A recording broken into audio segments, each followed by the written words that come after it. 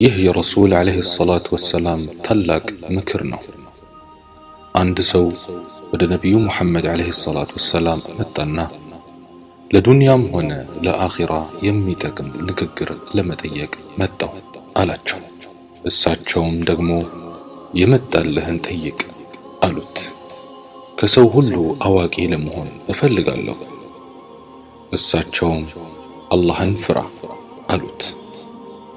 ከሰው ሁሉ ሀብታም ለመሆን እፈልጋለሁ ሲላቸው ባለህ ነገር ተብቃቃ፣ አላህን አመስግን አሉት።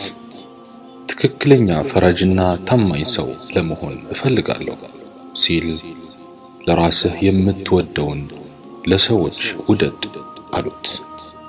ከሰው ሁሉ ብርቱ ለመሆን እፈልጋለሁ ሲል በአላህ ተወከል አሉት። በአላህ ዘንድ ብቸኛ ተመራጭ ለመሆን እፈልጋለሁ ሲላቸው ዚክር አብዛ አሉት።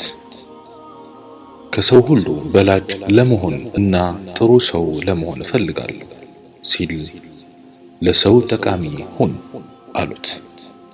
የተከበረና ቸር ሰው ለመሆን እፈልጋለሁ ሲላቸው ችግርህን ለፍጡር አትናገር አሉት። ረሱልና አላህ እንዲወዱኝ እፈልጋለሁ ሲል እሳቸውም አንተም እነሱ የወደዱትን ውደድ አሉት።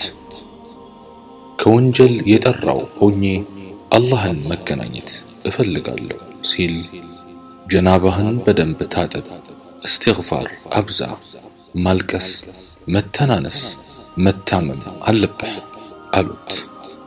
ከበጎ ሰሪዎች ለመሆን እፈልጋለሁ ሲላቸውም አላህን ልክ እንደምታየው ሆነህ ተገዛው አሉት።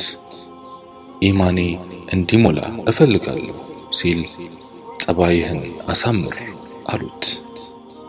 ርዝቄ እንዲሰፋ እፈልጋለሁ ሲል ተዋضዕ ወይም መተናነስን አዘውትር አሉት። ዱዓዬ ሙስተጃብ እንዲሆንልኝ እፈልጋለሁ ሲላቸው ሐራም አትብላ አሉት። አላህን ከሚታዘዙ ሰዎች ለመሆን እፈልጋለሁ ሲል ግዴታዎችህን ፈጽም አሉት። በአላህ ዘንድ ትልቁ ሐሰና ወይም ደግ ሥራ የቱ ነው ብሎ ሲጠይቃቸው መልካም ጸባይ፣ መተናነስና በበላእ ላይ ሰብር ማድረግ ነው አሉት። በአላህ ዘንድ የትኛው ሥራ ነው መጥፎ ሥራ ሲል ጠየቃቸው። መጥፎ ጸባይና ፍላጎትን መከተል ናቸው አሉት።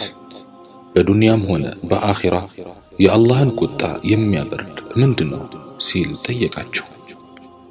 ድብቅ ሰደቃና ዘርን መቀጠል ናቸው አሉት።